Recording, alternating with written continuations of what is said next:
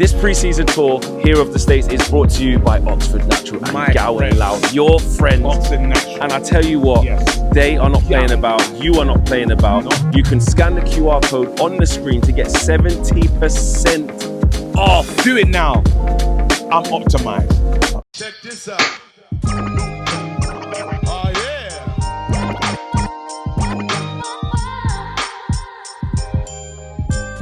Yes, Manchester United 2, West Ham United 1. We've won the first game of the summer series. We've kicked off with a win. Important too, because listen, like the Leeds thing was a bit mundane and stuff, but we said when we get to America, we start taking it seriously. I'll kick it off by saying the big... Beaten and teammate. I'm playing.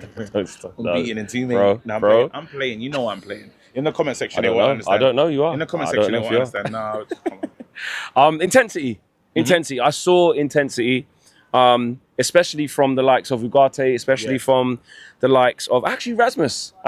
He was running the channels quite a few times. To the manager as well in the press. He said that he liked some of what Rasmus was doing as well. Again, he said it was a better game for him. He was winning the physical duels that he was having. There's a few that he lost out, but then again, he was a terror a little bit. Like as much as a terror as he is going to be. Yeah, are you with me? You know what? You do know how to upgrade it and take it to the next level, but he tried and stuff. And you now say again, if he is a second option, he'll give you something, you know. So that's what I was a bit excited about. And I thought the team were trying to be harder to play against. And you know, you're talking about the midfield battle, Souček and all these players like that. Well, and how the midfield battle was, and if we was going to win it or not. And what we did do well is we won the midfield battle. We did. Well, we had the ball. I think Kobe was a lot more aggressive. Kobe was better. He had a lot of praise for him as well, and he was good on the ball. And I think that was. We want to see him play more, innit? Yes. We want to see him play more. It was interesting. Said good things about him as well. Yeah, exactly. Guy said good things about him. It was good to see that he was deeper. Yeah, Kobe Mainoo, which we don't always maybe associate with, especially in this system. But with Ugarte today, it worked. Yeah, it worked. They both played well. Definitely. Again, Kobe, like you talk about players and the youngness of him, and like to profile him so soon is ridiculous. He has to work harder. Like if Kobe wants to be a Man United player, he has to now push and become that guy. We've seen many players do that in the past. We've seen the likes of McTominay. Every time he was counted out, they always brought in a different player that was going to make him lose his shirt. But he fought. Finds a way, He fought. And what we got after Kobe, yes, he's got the tech. Yes, he's a good player. Yes, he's got a lot that we all admire. He has to do the work because there's no one just gets in now. You're looking at the team with all the 10s now, brother. It's stacked. It's stacked, so bro. And we know, like with Cunha and Mbeumo, like. That's going to be the two. Well, that's meant to be the two. There you go. But whilst it's open to interpretation, well, Cunha, I don't think is. He's going to be key. We'll talk about him in a sec. But you can, like you said, I 100% agree. First of all, Kobe's got to make sure he's healthy. Yeah. Make sure he's fit enough to be pushing for that selection. Then he can worry about, like you say, the form, how aggressive he can be. If he's not fit enough to do what he needs to do, that's going to be restrictive. We forget that he hasn't had a full season yet. Well, he still hasn't. This is his third season playing. But the first 2 seasons were fractured with injuries here and there. So I just need him to be fit first. And then what you're getting from Kobe that you didn't get before is, again, he's made a good friend in Euro. And again, that's a good partnership of just because they're going to push each other. They knew pre-season they could have been out, and they were out. They enjoyed themselves. They enjoyed themselves. Chains at bro. We saw the hard work. It was in the gym, though. We saw the hard work because they have to understand enjoyment is one thing, but then being ready to fight for a space in this team is another. Euro understands Mazraoui's competition, De Ligt's competition, Maguire's competition. All these players, there's no birth, that's my spot. It's not going to work like that, especially under Ruben, because he doesn't seem like the kind of manager. He's going to be someone that says, well, play well, you get the space. Yeah, I agree.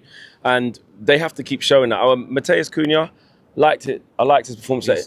He won the ball back a good few times. Many times. And I think, it's not necessarily about like getting over gas, like, oh, look at all the shots he's having, like this, that. I feel like those things like will come as we raise the thing. It's just like I can see that like just having him there has raised our level in that area.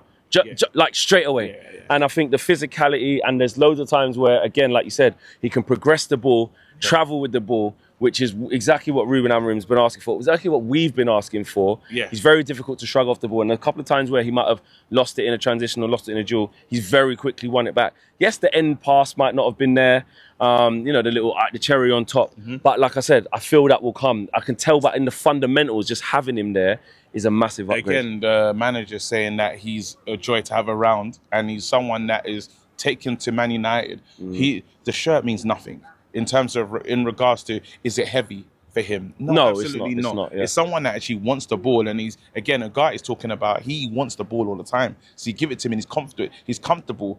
You'll call him press resistant. That's one of those types of Ugarte? No. I'm talking about Cunha. Oh, sorry. Cunha's press resistant. He says, you can give it to him in tight, 100%. And in tight spaces, he's going to get out there. I'm not saying Ugarte is press resistant. That's crazy. Yeah. But then Ugarte, there's things that Ugarte was a lot better today. There's things that he does well, and he has to trust himself and trust his game and stuff like that, and take up to another level. And you can see the difference between him and the likes of Casemiro, because Casemiro, while he's lost weight and he looks like he's more agile, one thing we're still struggling with Casemiro still does the Casemiro specials. He's Casemiro specials, consistent Casemiro specials. So yes, he looks the part, but he can't do what he used to do, and that's okay because agent's going to do that. We saw there's a first team, and they play 75 minutes, which lets me know the manager's trying to get them. He's trying to get them optimized. Perfect word. Yeah. Trying to get them optimized for what we were waiting for. What we know what we're waiting for. We're waiting for this team to be ready for the first game against Arsenal. He said it's not really bad. He said it's more about it's an injury, avoid injury, stuff like that. But I want them sharp. Yeah, but like you said, it is about that. But let's be real. The fact that they're staying on longer each time, we've never seen that. That shows that that's his team, and I think a lot of those will. I won't say shoo-ins because obviously Kobe was in there. You don't know where he would start when Mbeumo comes in. And Bumo, he might only come for maybe we don't know. Yeah, we don't know when he's gonna be ready to be fit. Yeah. But he might not have that many games before Arsenal, so he might even be on the bench again. You just don't know how it. We always think, because we're gonna have this and that by the start of the season. It doesn't always work like that. Well, we thought I was gonna see Xerxes. Exactly, and he's still obviously nursing something. So because he's here, but they're obviously waiting for him. I don't know whether that's in Chicago, whether that's in ATL. But I want to talk about Ahmad because Ahmad was quite quiet today. But what we did notice was there was a big emphasis on our left hand side though. Heaven, Dorgu, and obviously Dorgu's starting, and Matheus Cunha was and Dorgu was really aggressive. He was getting on the overlap. It looks like he's put on a little bit, like he's being more aggressive and more intense with his runs. Training with them, man. We spoke to him in Sweden and asked him what is it? What are they on now? What's the instruction? He's like, that's what Ruben telling us to do. Up, down. He wants us defensive. He wants us attack. He wants everything, and I can tell he's taking that seriously. So that's good. But Dorgu's got something, and again, Dorgu's the kind of guy that's gonna win you a lot of penalties in the regular season.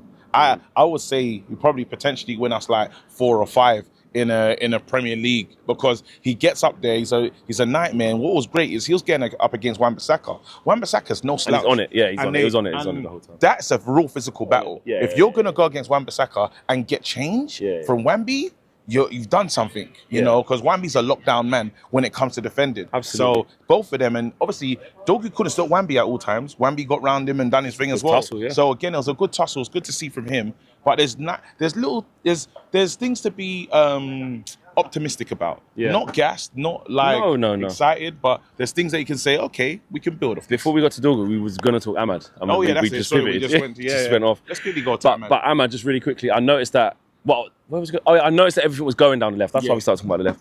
And the right hand side was, I don't know, the play just wasn't really going down that side. He had the offside goal. But it's really clear that he's been, morphed into the right wing back. He started in Sweden, started here.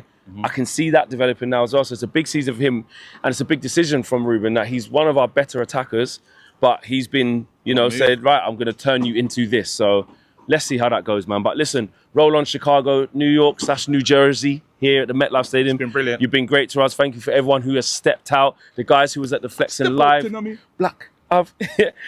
guys who have who came down to the live show.